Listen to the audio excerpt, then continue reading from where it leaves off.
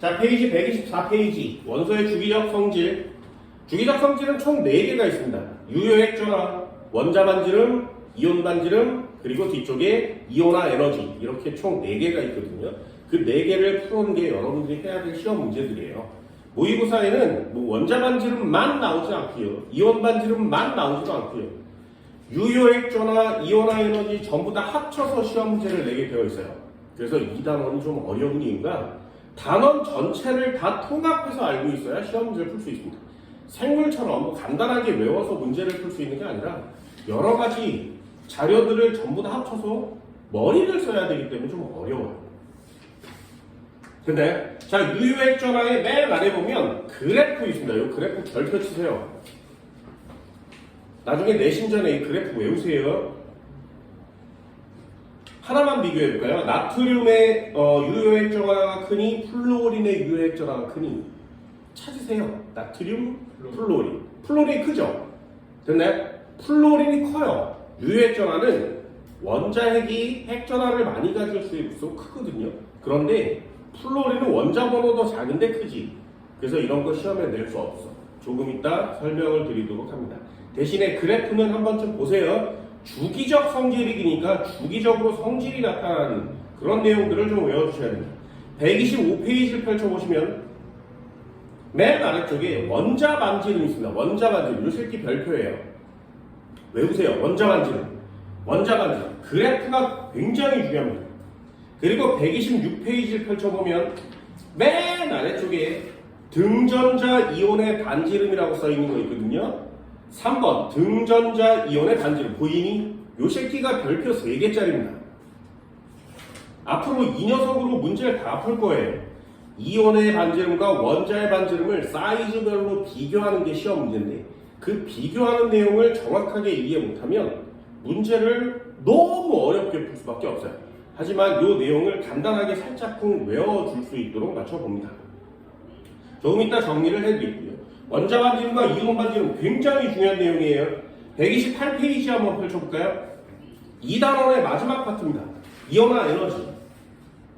중간에 보면 이온화 에너지의 주기성에서 별표 나와요. 그래프가 나와요. 별표가 나오는데 이 별표 3개짜리입니다.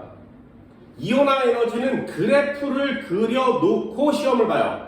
그래서 이 그래프는 정확하고 꼼꼼하게 잘 그려낼 수 있도록 합니다. 다시요. 이온화 에너지라는 단어가 시험 문제에 출제가 되면 일단 그래프를 그려놓고 시험을 보세요. 되니 이 그래프를 비교하는 게 여러분들이 해야 되는 시험 문제입니다. 129페이지 보시면 저 위쪽에 순차 이온화 에너지라는 단어가 있거든요. 이 순차 이온화 에너지도 어렵지는 않아요. 어렵지는 않은데 잘못 생각해서 틀려오는 부분이 하나 있어서 그거에 대한 내용 설명드리고요. 애들이 뭐까지 외우는지 알아내신 볼 때, 수능 볼 때 맨 아래 한번 볼까요? 탐구자료창 거기 보면 순차 이온화 에너지가 원소 A, B, C로 표로 나와 있죠. 보이니? 거기에 보면 순차 이온화 에너지 E1에 496 나와 있죠. 이것도 외워요. 496이 누구야? 그러면 뭐 나트륨이요. 이렇게 외우는 겁니다. 니네 안 외우죠, 그죠? 안 외울 거지? 안 외울 거지? 738 그럼 마그네슘이고요.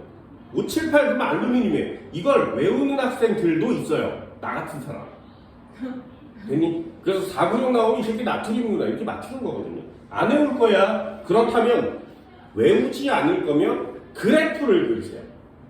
유효액 전화, 원자 반지름, 그래프를 따지면 이온화 에너지까지 총 3개거든요. 이 3개의 그래프는 좀 외워줍니다. 이온 반지름의 그래프도 원래는 있어요. 그런데 여기 교재에는 나와 있지 않죠. 나는 그려줄 거야. 이온 반지름에 대한 그래프까지. 그래서 차근차근 할 거예요. 됐나요? 네? 원자 반지름과 이온 반지름을 그래프 하나로 그려줄 거예요. 네. 그러면 그걸 잘 보시면 되겠죠. 됐니?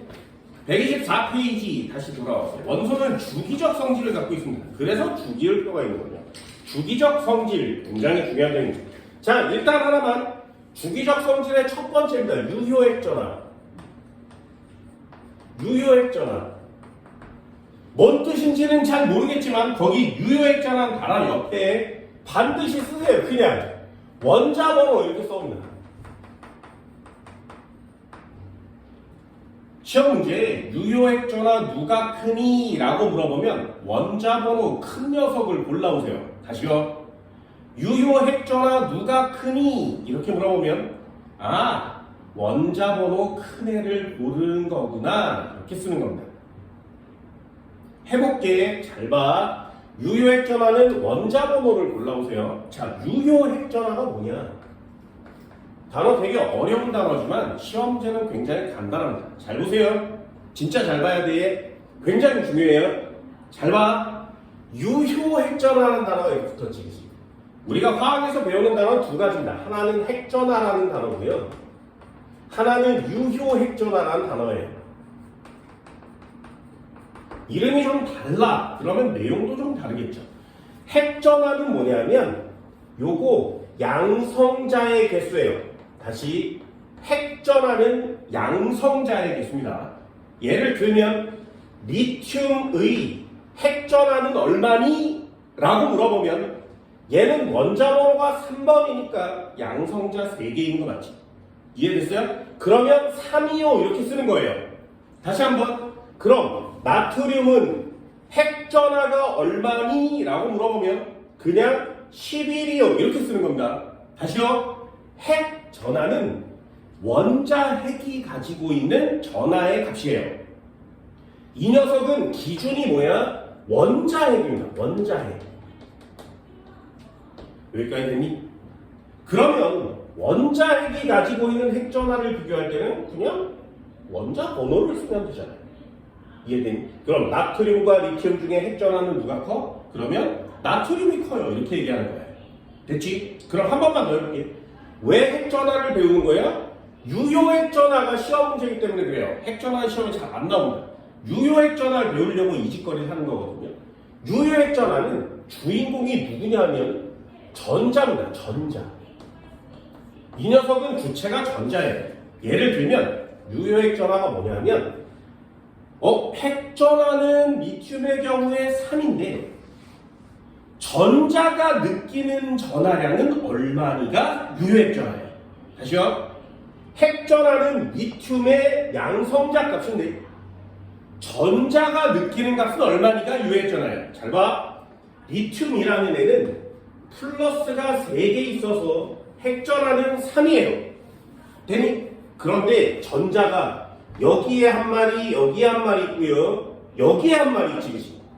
그러면 원자핵으로부터 거리가 좀 멀리 떨어져 있지. 그래서 전자한테 물어보면 도달하는 핵 전하량이 좀 달라요 라고 얘기해요. 이해됐어요? 그럼 앞에 있는 건 가깝지. 그러니 전자가 느끼는 핵 전하가 좀 커요.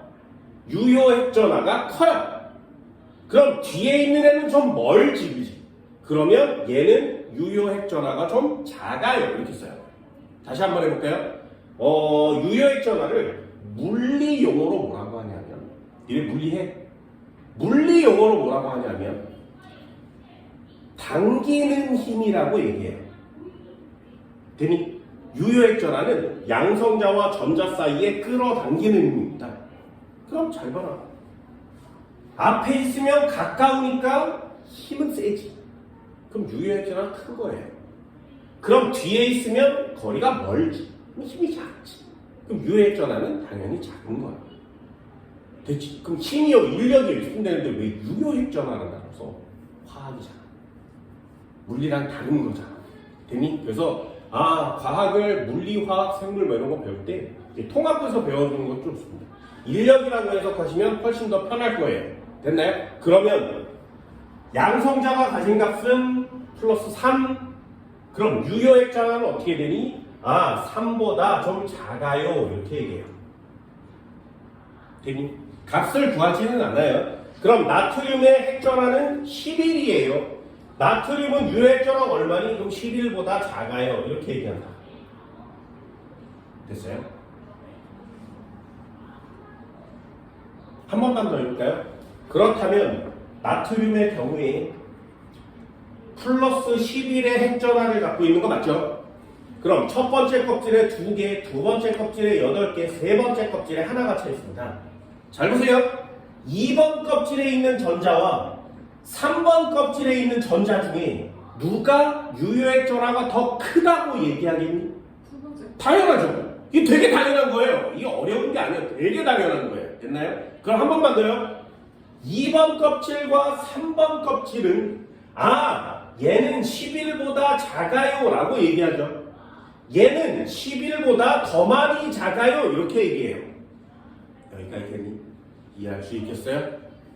어렵지 않지 그지? 그럼 얘요 왜 더 많이 작아지는 것이냐를 과학자들이 계산을 해봤겠지.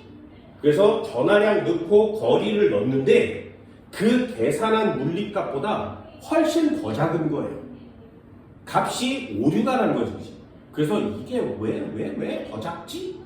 라고 얘기를 했더니 그건 말이야 얘와 얘 사이에 힘이 딱 정해져 있어야 되는데 요 앞에 있는 애가 이 둘 사이를 가리죠. 이해됐어요? 요 앞에 있는 애가 둘 사이를 가리지. 그래서 원래 거리값보다 훨씬 더 작은 값을 느끼는 거예요. 이해됐니? 예? 그래서 요 새끼가 이 핵전화를 가려막고 있거든요. 요게 나타나는 겁니다. 여기까지 됐나요? 자, 그럼 마지막 정리. 유효액전화 이퀄 치고 단어 쓰면 뭐라고 쓴다고? 원자 번호요. 됐나요? 유효액전화는 원자 번호예요. 다시 핵전화와 유효액전화라는 단어가 있는데 핵전화는 원자핵이 기준이고요. 유효액전화는 전자가 기준입니다. 되니? 한 번만 더요. 잘 봐. 리튬의, 나트륨의 유효핵전화는 누가 크니? 이렇게 물어보면 선생아 얘는 여기 2개, 여기 2개, 여기 하나, 여기 8개, 여기 하나 있는데 유효핵전화는 그럼 누구 거니? 다 다르잖아요. 그래서 유효핵전화의 정의, 약속.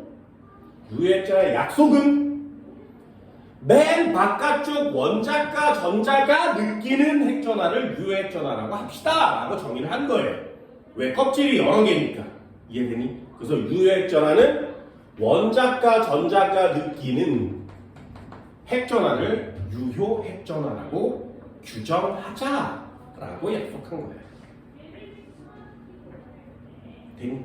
자, 잘 보세요. 여기 있는 전자한테 유효핵전화 얼마니? 라고 물어보면 3보다 작아요 라고 얘기하겠죠. 그지? 얘는 플러스 3의 핵전화를 갖고 있으니까. 그럼 여기 있는 전자한테 물어보면 뭐라 그래? 11보다 작아요 이렇게 얘기해요.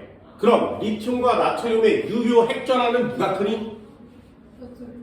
3보다 작아요? 11보다 작아요? 이게 아무리 작아져도 3보다 작아지진 않습니다. 됐나요? 그러니 나트륨이 커요 이렇게 얘기하는 거예요. 이해됐어? 작아지는 양은 나트륨이 네. 아무리 많이 작아져도 11이 3만큼 작아지진 않는다. 됐나요? 한 번만 더요. 또 해볼게. 요거 2가지만 하면 되거든요. 그게 주기성이에요. 그럼 잘 보세요. 리튬과 베릴륨 중에는 누가 크니? 첫 번째 2개, 두 번째 2개, 얘는 하나, 얘는 2개. 됐지? 없지 않아요? 여기까지 됐어요? 유효핵전화가 같은 애는 없어요. 다시 한번요. 잘 봐. 그럼 유효핵전화 누가 크니? 라고 물어보면 얘는 3보다 작아요. 그럼 얘는 뭐라 그래? 얘 4번이에요. 그러네. 뭔 말인지 알겠어요? 그럼 얘는 뭐라 그래? 4보다 작아요. 이렇게 얘기한다. 그럼 유효핵전화 누가 커? 당연히 크죠. 됐니? 선생님, 떨어진 거리랑 가려주는 거 수가 같은데, 그러면 저거 원자과 전자라는 게 그러면 밖에 있는 애들 하나하나 따르는 게 아니라 다 따로 봐요. 근데 왜 다르지? 얘나 물어보나 똑같은 거리에 있죠? 똑같은 위치에 있죠? 두 개를 합쳐서 4 마이너스인 거예요. 아니요, 얘도 4라고 얘기하죠. 얘도 4라고 얘기한다. 그거보다 작다고 얘기하는 거죠. 왜 그런 거예요? 멀리 떨어져 있으니까요. 그 리튬이랑 왜 달라요? 리튬은 핵전화가 3번이죠 원래. 원래 됐나요? 뭔 말인지 알겠어요? 네. 이해되니? 그러니 크죠. 한 번만 더 해볼까요? 리튬과 플루오린 중에 유효 핵전환 누가 크니? 고민하지 말라고 원자번호 큰 애를 골라오라고. 됐니? 뭔 말인지 알겠어요? 그럼 한 번만 더. 마지막. 플루오린과 나트륨 중에는 유효 핵전화가 누가 클까요? 그래서 틀리는 거야. 그래프 외우라 그랬죠. 내 그래프 외우라 그랬지. 나트륨과 플루오린 중에 누가 유효 핵전화가 크다고? 그래프에 써 있어요. 그래프에 누가 커? 플루오린 커요. 이해됐어? 이걸 다 외운다고 못 외워. 그래서 시험 문제는 뭐만 낼 수 있냐면 동주기만 낼 수 있어요. 됐어? 얘는 2주기, 얘는 3주기잖아요. 못 내. 동조끼리만 낼 수 있어. 이렇게 같은 조끼리만 낼 수 있어요. 이렇게 같은 주기끼리만 낼 수 있어요. 됐니? 이렇게 같은 주기 낼 수 있어. 얘 못 낸다고. 내면 다 외워야 되죠. 이해되니? 그래서 수능에는 안 나와. 수능에는 이 유효액전화를 물어보면 문제가 땡큐입니다. 왜? A와 B 중에 누가 유효액전화가 큰 일을 보기에서 물어보면 얘네 A와 B는 동주기 아니면 동족이에요. 됐니? 그게 시험 문제를 푸는 굉장히 큰 힌트가 됩니다. 요거 유효액전화 반드시 알아봅니다. 그러니 동족에서는 원자번호가 큰 애가 유효액전화 당연히 커요. 동주기에서는 원자번호가 큰 애가 당연히 커요. 그러니 유효액전화를 골라와 그러면 원자번호를 써오는 거예요. 됐어요? 이렇게 동족도 아니고 동주기도 아닌 애를 물어보면 학교에서 혹시 내잖아요? 그럼 큰일 나는 거야. 그래서 내신 보기 전에 이 그래프는 꼭 한번 보고 가세요. 자, 이거 간단히 정리할까요? 어렵지 않습니다. 유효액전화.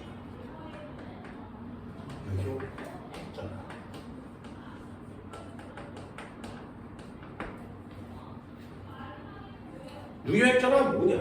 두 가지를 비교해야 된다 했어요. 핵전화라는 단어가 있고요. 유효핵전화라는 단어가 있습니다.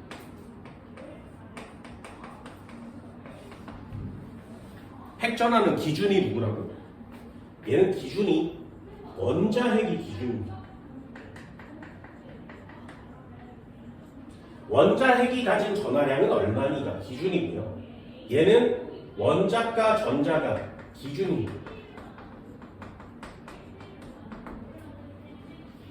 원자핵이 가지고 있는 값은 변함이 없는 값이죠. 그래서 이게 실제 값이고요.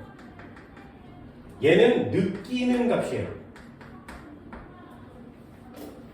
원자핵이 가지고 있는 전하량은 실제 값이고 전자가 느끼는 값을 유효핵전화라고 합니다. 항상 언제나 핵전하량이 큽니다. 항상 언제나.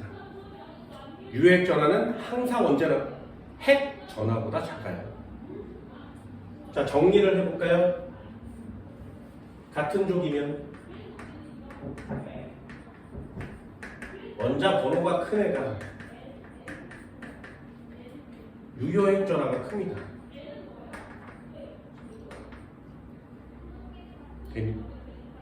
다시요. 같은 주기면 원자 번호가 클수록 유효핵전화가 커요.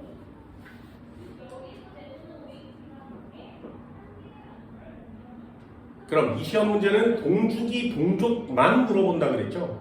동주기, 동족을 물어보니까 유효핵전화를 골라라 그러면 얘를 원자 번호 큰 애를 골라오면 되는구나 라는 단어를 쓰는 거예요.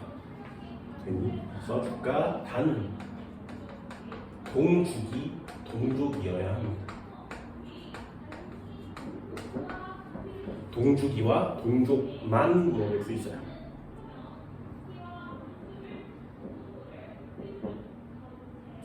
예를 한번 들어볼까? 리튬이라는 애가 있다 그랬어요.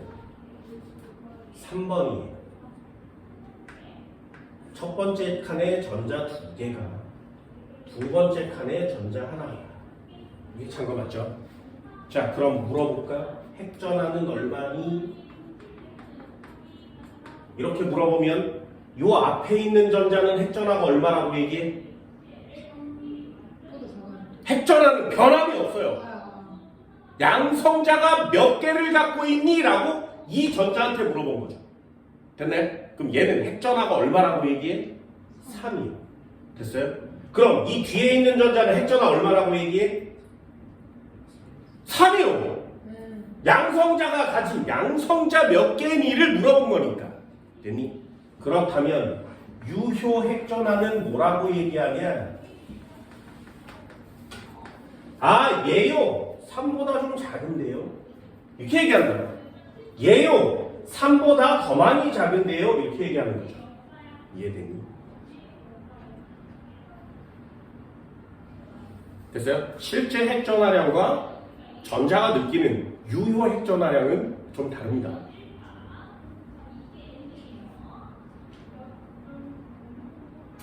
비교할 수 있겠어요? 어렵지 않지, 그치? 근데 이거 졸라 쉽잖아요. 한 번만 더 물어볼까? 자, 얘는 왜 3보다 더 많이 작아졌니? 라고 물어보면 가려막기 효과 때문이야. 이해됐나요? 가려막기 효과 때문이야. 되니? 자, 그럼 질문 한번 해볼까? 가려막기 효과는 앞에 거 뒤에 거 누가 더 클까요? 가려막기 효과는 앞에 전자 뒤에 전자 누가 더 클까요? 빨리 뒤에 거. 다시요. 국어 시험 문제예요. 가려막기 효과는 앞에 거 클까요? 뒤에 거 클까요? 뒤에 거? 자, 예를 한번 들어볼게. 극장에 갔어.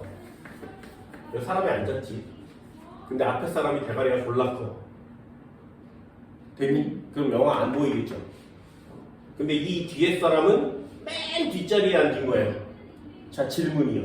앞에 있는 사람은 뒤에 있는 사람을 가리지. 그치? 그럼 맨 뒤에 있는 사람은 더 이상 가리지 않지. 이해됐나요? 그럼 누가 더 잘 가린 거예요? 앞에 거예요.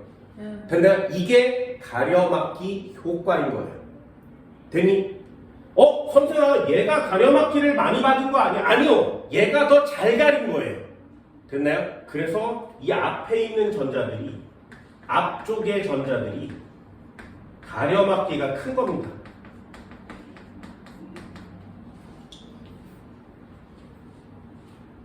원자핵이 여기 있고 여기 전자가 여기 전자가 있잖아. 얘가 이것도 막아요? 이렇게도 막아요? 어떻게 막아요? 아니 아니죠? 네. 아니. 네. 맨 뒤에 있는 전자는 가려막기 효과가 있을 수가 없어요. 네.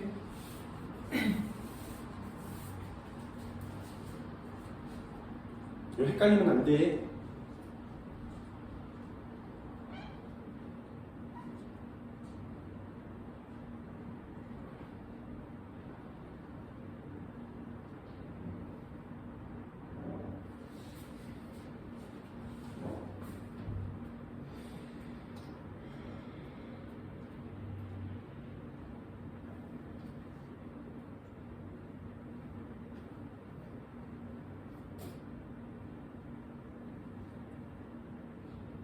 됐어요? 한 번만 더요. 잘 봐. 이제 중요한 내용을 써줄게. 내용은 다 끝났습니다. 자, 질문이요. 수소원자요. 핵전화 얼마? 1. 플러스 1. 그럼 얘는 전자 한 마리밖에 없지, 그지? 그럼 수소 핵전화, 야, 전자야, 유효 핵전화 얼마니? 1보다 작아요. 네, 얘는 뭐라고 얘기한다고? 얘 뭐라고 얘기한다고? 1보다 작아요. 아, 1이요. 이렇게 얘기해요. 왜 그래요? 됐어요? 수소핵 유효 핵전화는 얼마야? 1이요. 왜? 이 사이가 너무 작아요. 됐나요? 그래서 수소는 핵전화와 유효핵전화가 같습니다. 그럼 거리의 영향보다는 가려막기의 영향이 훨씬 큰 거죠. 이것도 예외로 적어줄 거예요. 또 한 번 해볼까요? 잘 봐. 헬륨이요. 얘는 핵전화가 플러스 2지, 그지? 질문. 자, 여기에 전자가 두 마리가 있대요. 그럼 얘한테 물어보면 핵전화, 유효핵전화 얼마라고 얘기하니? 2요. 됐나요? 그래, 틀려요. 이보다 작아요. 됐니? 왜요? 여기 있는 전자와 여기 있는 전자는 같은 궤도에 돌지 않아요. 구름을 형성한다고 우리 오비탈에 배웠지, 그지? 그래서 이 전자가 앞에 있을 수도 있고 이 전자가 뒤에 있을 수도 있어요. 그래서 서로 가려막기 효과가 나타나는 거예요. 그래서 같은 껍질에 있는 애들도 서로 가려막기 효과가 나타납니다. 그래서 얘는 2보다 작아요. 얘한테 물어보면 2보다 작아요. 얘한테 물어봐도 2보다 작아요.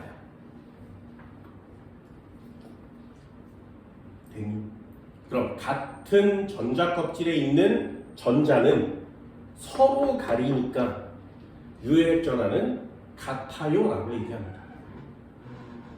이해할 수 있겠어요? 굉장히 중요한 내용이에요. 모두 다 작다고 얘기하는데 수소만 똑같이 1이라고 얘기하는 거죠. 왜요? 가려막기 효과가 없으니까. 그거 예외처럼 꼭 하나 적어놓고. 수소원자의 경우에는 핵전화와 유효 핵전화가 같습니다. 이유는 뭐야? 가려막기 효과가 없어요.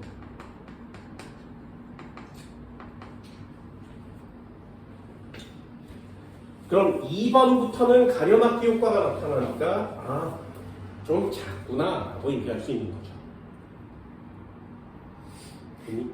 그럼 같은 껍질에 있는 전자들은 유효핵전화가 다 똑같아요 라고 얘기할 수 있습니다.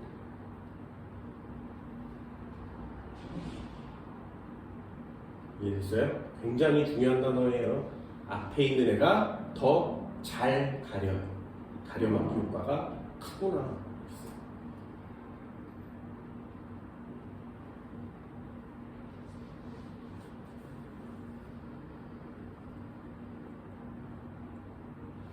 어때? 어렵지 않죠? 어렵지 않지.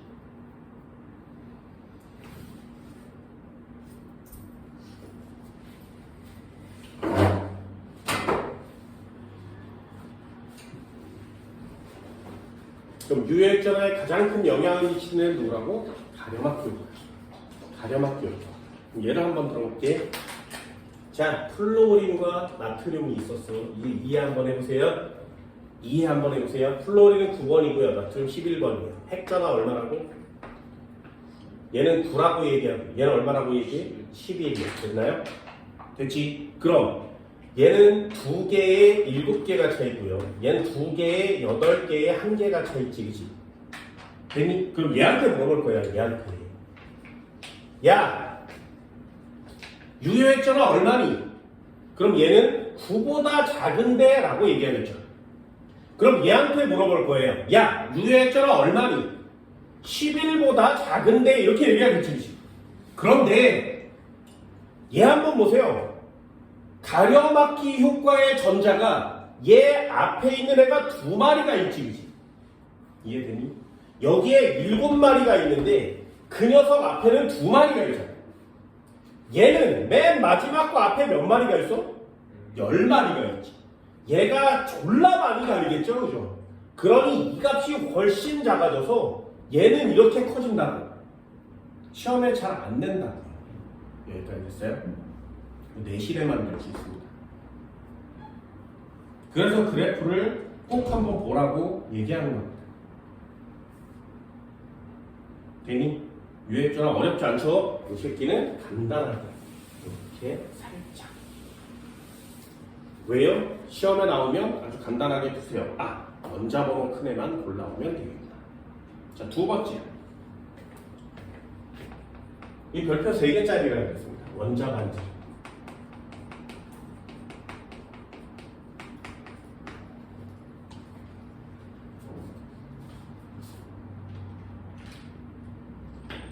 원자 반지. 자, 한번 해볼게요. 잘 봐. 수소. 자, 원자 반지름 얼마니? 이렇게 물어보면 수소는 1번이니까 양성자 하나에 전자 하나가 차 있는 것 같지? 그죠? 그러면 여기서부터 여기까지의 거리를 더하면 반지름이 나오지 않겠니? 됐나요? 안 돼요. 안 돼요. 왜? 우리는 이따위 꼬라지를 이제 더 이상 쓰지 않지. 우린 현대에 살고 있잖아요. 그럼 어떻게 써? 양성자가 있었는데 이 새끼가 1s5비탈에 차 있는 거 아니겠니? 그럼 1s5비탈에 차 있는 애를 점으로 표시한다는 거죠. 기억나세요? 아, 얘 전자가 여기 있을 수 있고 여기도 있을 수 있고 여기 있을 수 있지. 그럼 여기까지가 반지름이야? 여기까지가 반지름이야? 그럼 이걸 전부 다 해서 평균을 내? 오비탈을 그렸더니 이렇게 해서 90% 존재 확률을 선으로 표시하면 되죠. 그럼 여기까지가 반지름이니? 라고 정하면 되잖아요? 근데 이 바깥쪽에 전자가 있을 확률이 10%나 되지, 그지? 그러니 C의 반지름을 어떻게 정해? 못 구해요. 그래서 원자의 한 개의 반지름은 구할 수 없습니다. 되셨어요? 그러면 과학자들이 야, 씨, 반지름을 못 구하면 크기를 어떻게 비교하니? 그래서 생각해낸 방법으로 약속을 정했어요. 예를 들면 수소 원자를 갖고 와. 그럼 전자가 막 이렇게 돌아다니겠지. 됐네? 또 하나의 수소 원자를 가져와. 그럼 여기 있는 전자도 막 돌아다니겠지.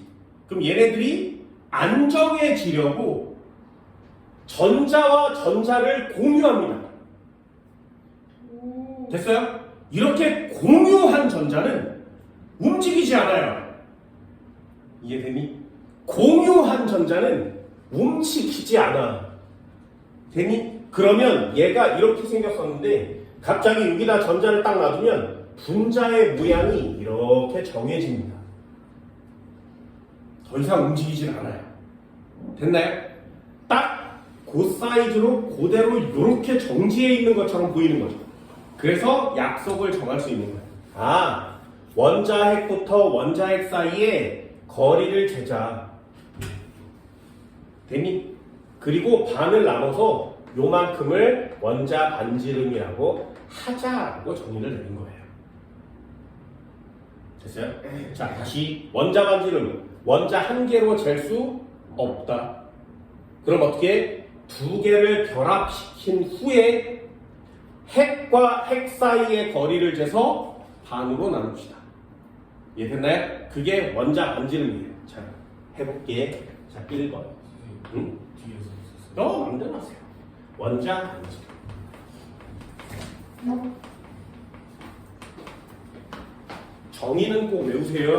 원자 반지름. 원자 한 개로 잴 수 없어. 그래서 어떻게 한다고? 동일한 원자 두 개를 결합시킨다.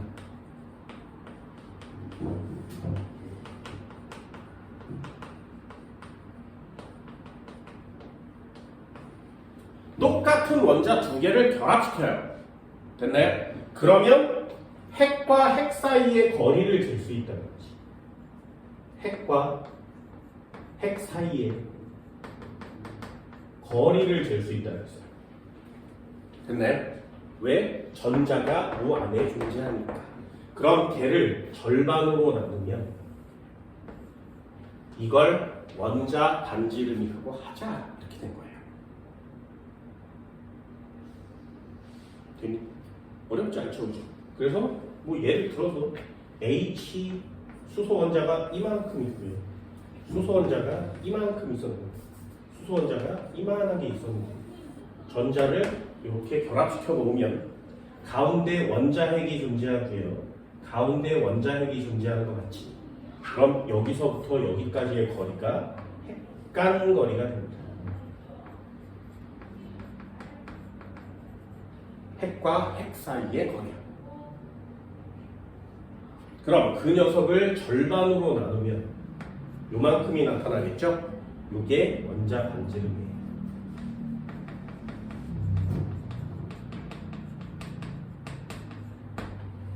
되니? 핵간거리의 절반 원자 반지름. 자, 그럼 또 질문 하나. 원자 반지름을 잴 수 없는 애가 있습니다. 절대로 원자 반지름을 잴 수 없는 애. 됐어요? 자, 그럼 정의를 이해하시면 되겠죠. 원자 반지름의 정의가 뭐예요? 동일한 원소 두 개를 결합시킨 후 핵간거리의 절반을 재는 거죠. 아, 절대로 동일한 원소 두 개를 결합시키지 못하는 애가 있어요. 18조. 당연하잖아요. 그죠? 과학은 외우는 거 아니라고 당연한 거예요. 그럼 18족 원소 비활성 기체는 원자 반지름을 잴 수 없습니다. 그래서 크기 측정에서 제외합니다. 이유 됐죠? 왜 제외한다고? 못 결합. 결합할 수 없으니까요. 이 새끼는 결합을 할 수 없어.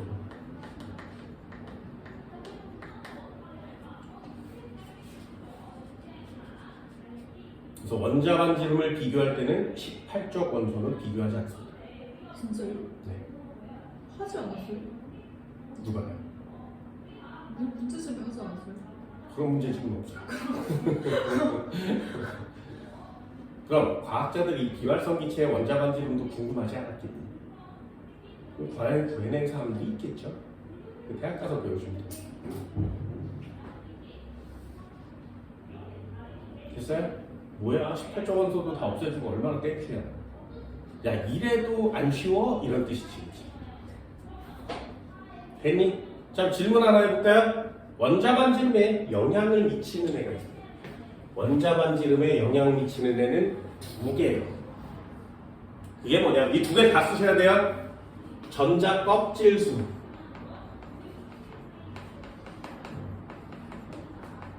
전자 껍질수. 껍질이 많으면 반지름이 커지겠죠. 당연히 커지지 않겠냐? 두 번째가 뭐냐면 아까도 얘기한 것처럼 리튬의 경우에 전자가 두 개 하나 이렇게 찼다 그랬지. 유효핵 전화가 무슨 뜻이라고 물리에서 당기는 힘이요. 그래서 리튬이 이 전자를 당겨줍니다. 이렇게 서로 당겨줘요. 그러면 사이즈가 원래 길이보다 좀 작아지겠지. 그러니 누가 얼마나 세게 당기느냐에 따라서 차이가 많이 나는 거예요. 예를 들면 나트륨의 경우에는 첫 번째에 2개, 두 번째에 8개, 세 번째에 하나 쳐서 원래 사이즈는 이만해야 돼요.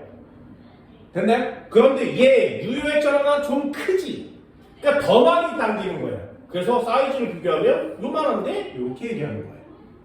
됐나요?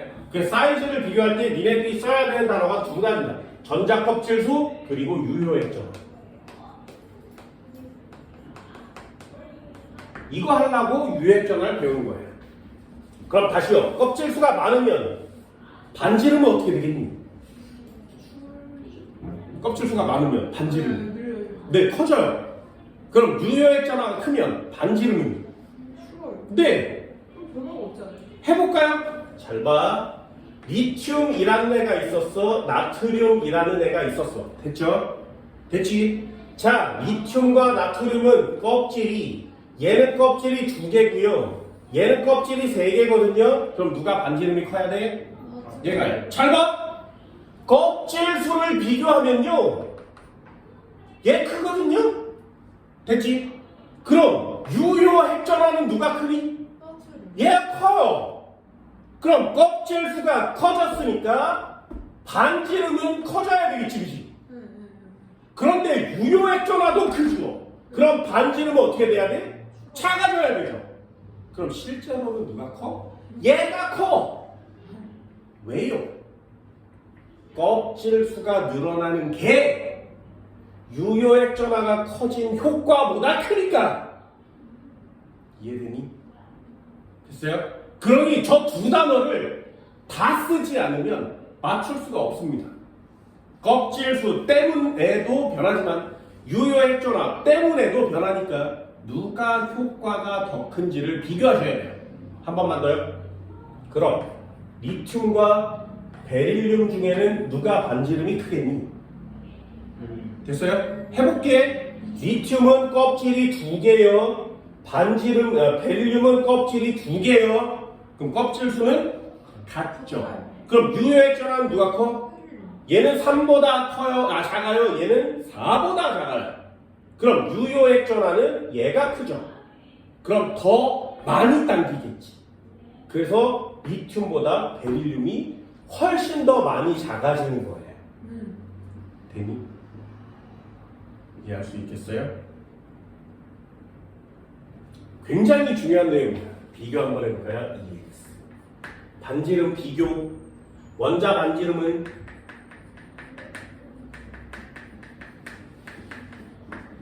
주기성이 있으니까 내려볼까? 같은 족에서는 누가 커? 원자 번호가 클수록 커요.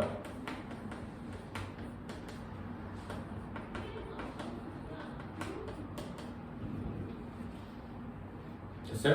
왜요? 껍질 수가 많으니까. 되니? 그럼 같은 주기에서는 원자 번호가 크면 원자 반지름은 어때? 왜요? 유효 핵전화가 크니까. 이해되니?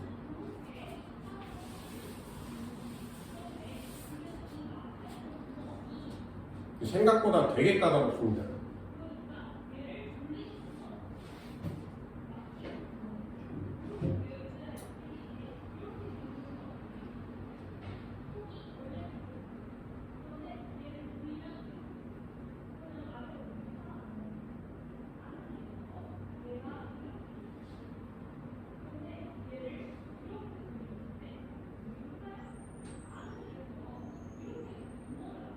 자, 다시 한번 해볼게요.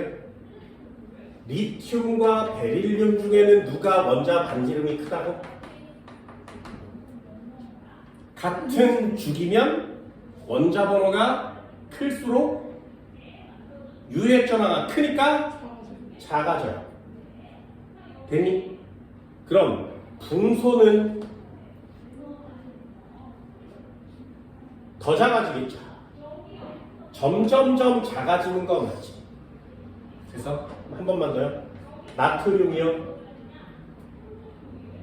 리튬과 나트륨 중에 누가 커? 나트륨이요. 왜요? 껍질 수가 커지는 효과가 더 크니까. 됐니? 그럼 마그네슘은요? 작아지겠죠. 작아지겠지. 됐니? 그럼 이 주기에서 가장 큰 애는 누구야? 3주기에서 제일 작은 애는 누구야?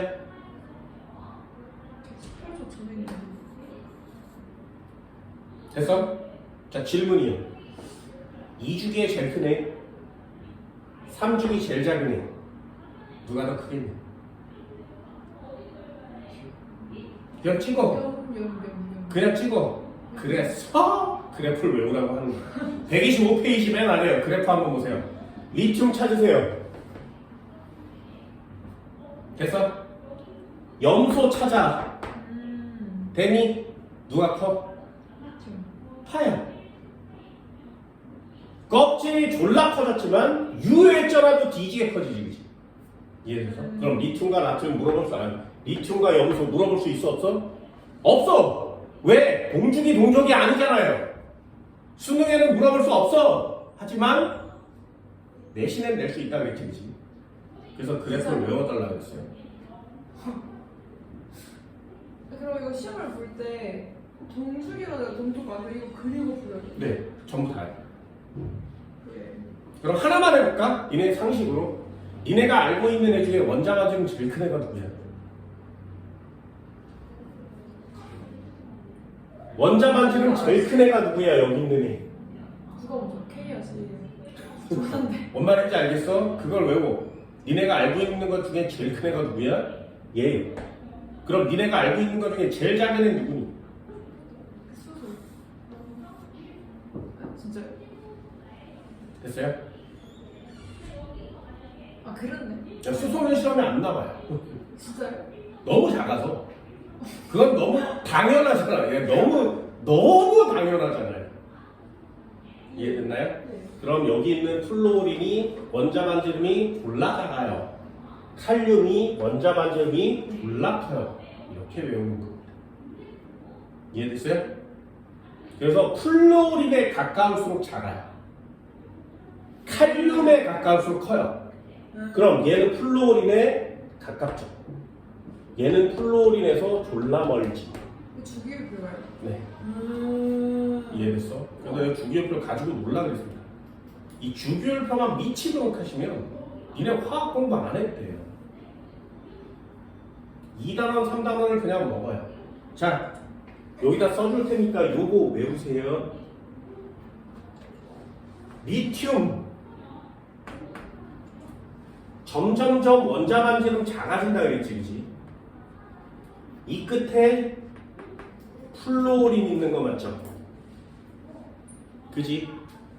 그럼 나트륨 이 끝에 Cl 있는 거 맞죠?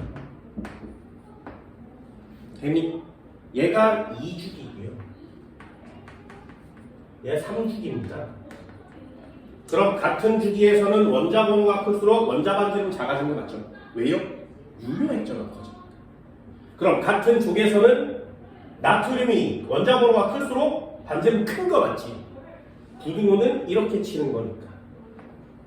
되니? 왜요? 껍질 수가 크니까요.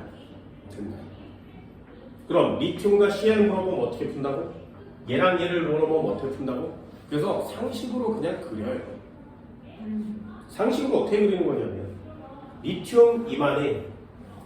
그럼 나트륨 어떻게 그려야 돼? 더 크게 그려야지. 그렇죠? 그럼 플로린 얼마네? Cl은 얼마네? 플로린보다 조금 커요. 됐죠? 요걸 연습하면 리튬과 Cl을 물어봐도 맞출 수 있죠. 이해되니? 그럼 우와. 됐어요? 요거 연습하세요. 저렇게 풀어도 돼요? 이게 다예요. 오. 이렇게 풀어도 돼요가 아니라 이렇게 푸는 거야. 내 거잖아. 나 그냥 이렇게 동그라미 그려놓고 문제 풀거든요. 이해돼서?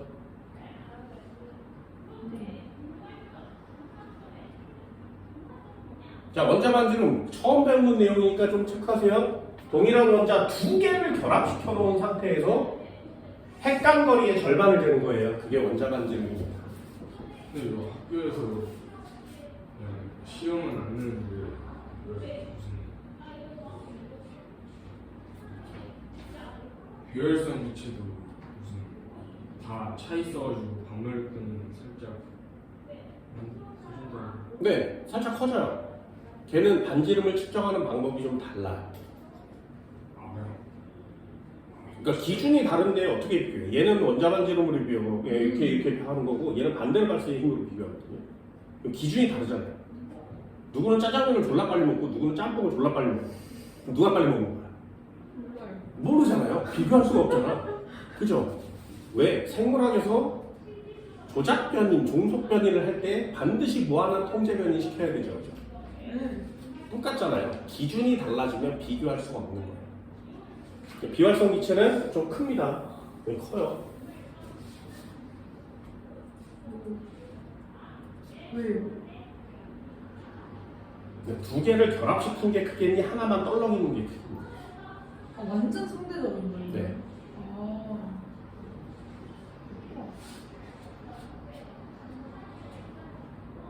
됐어요? 원자반지름 굉장히 중요합니다.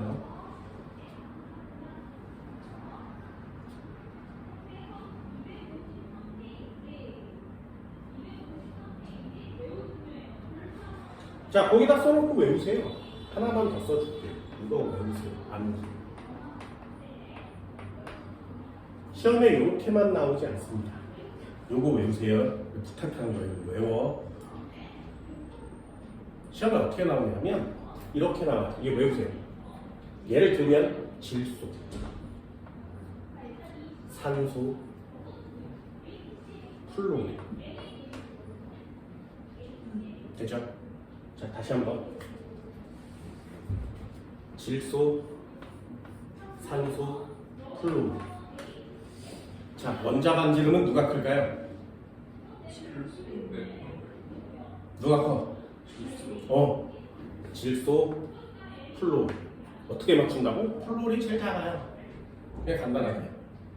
그럼 여기에 네온이라는 게 있을 텐데 네온은 생략이지. 됐나요? 네온은 생략.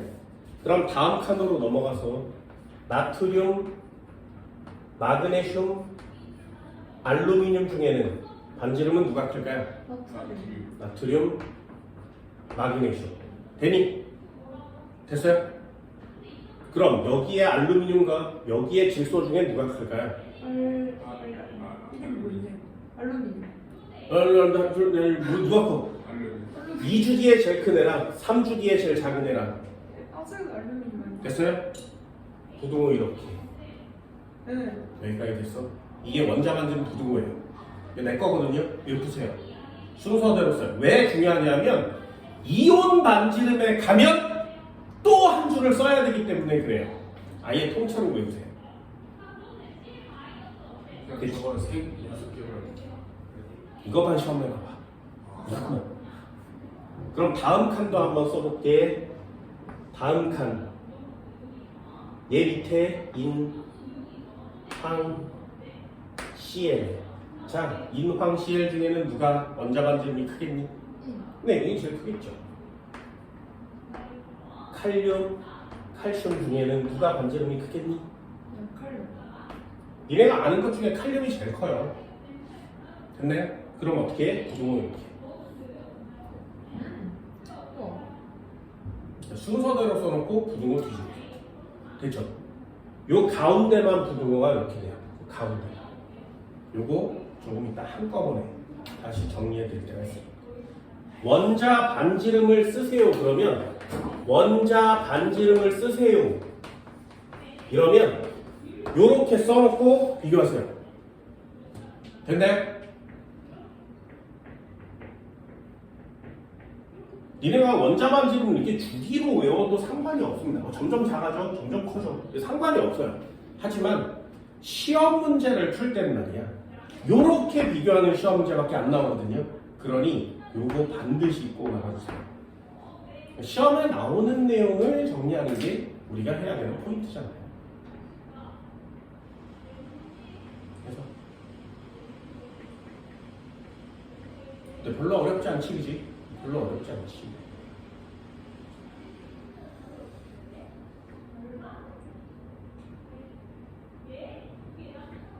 밑줄이 밑에 줄이 밑줄보다 더 커요. 이렇게 큰 거죠, 당연히. 네.